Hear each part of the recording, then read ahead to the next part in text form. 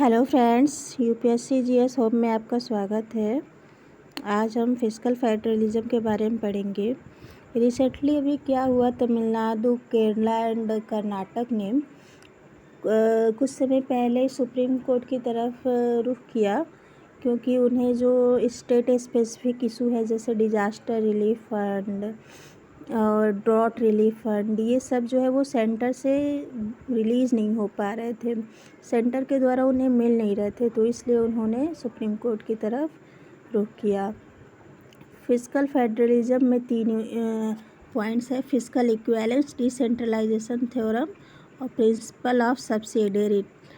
इसी fiscal equivalence ये होता है कि हमारे सेपरेट ज्यूरिस्डिक्शन होते हैं हर एक पब्लिक सर्विस के लिए, जो कि सेट ऑफ इंडिविजुअल्स होते हैं जिसमें वो इन्हें कंज्यूम करते हैं। डिसेंट्रलाइजेशन थ्योरम में ये होता है कि ज्यूरिस्डिक्शन ये डिसाइड करती है कि किस ज्योग्राफिक एरिया में किस ज्यूरिस्डिक्शन का कंट्रोल रहेगा। अब कॉन्स्टिट्यूशन में इसके लिए क्या क्या प्रोविज़न दिया गया है। 7 शेड्यूल है, जैसे हमारे 7 शेड्यूल में कॉन्स्टिट्यूशन में ये डिफ़ाइन कर दिया गया है कि स्टेट लिस्ट में क्या रहेगा और सेंट्रल लिस्ट में क्या रहेगा। तो इसके अकॉर्डिंग हमारे सेंटर और स्टेट में ये डिवीज़न ऑफ पावर है, डिवीज़न ऑफ फिस्कल रिस्पॉन्सिबिलिटी है। तो ये हमारे 7 शेड्यूल में दिया गया है। कुछ टैक्सेस जो हैं वो हमारे सेंटर के द्वारा लेवी किए जाते हैं और स्टेट के द्वारा कलेक्ट किए जाते हैं, लेकिन कुछ जो है वो सेंटर के द्वारा ही लेवी किए जाते हैं और कलेक्ट भी सेंटर के द्वारा ही किए जाते हैं, लेकिन उन्हें टोटली पूरी तरह से स्टेट को दे दिया जाता है, मतलब उसमें सेंटर का कोई भी हिस्सा नहीं होता है उस टैक्स में।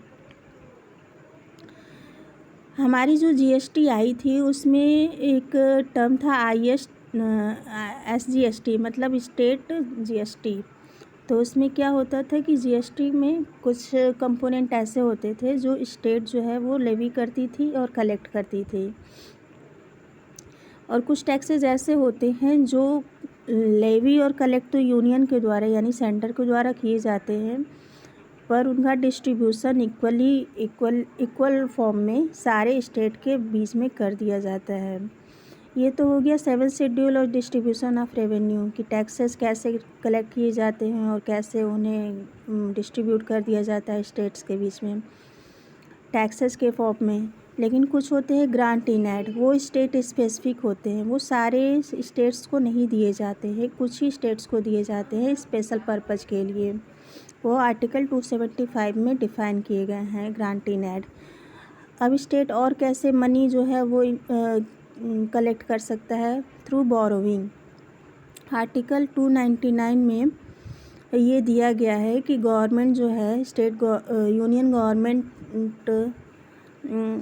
के द्वारा, मतलब यूनियन गवर्नमेंट जो है वो इसको ऑथराइज करती है स्टेट गवर्नमेंट को कि वो सेंटर से इंडिया के अंदर ही, मतलब कि अब्रॉड से, जैसे हमारा जो सेंटर है वो वर्ल्ड बैंक से भी बोरो कर सकता है, IMF से भी बोरो कर सकता है, बट स्टेट जो है वो सिर्फ इंडिया के अंदर ही सेंटर के से ही बोरो कर सकती है। और अब 5वां पॉइंट है फाइनेंस कमीशन।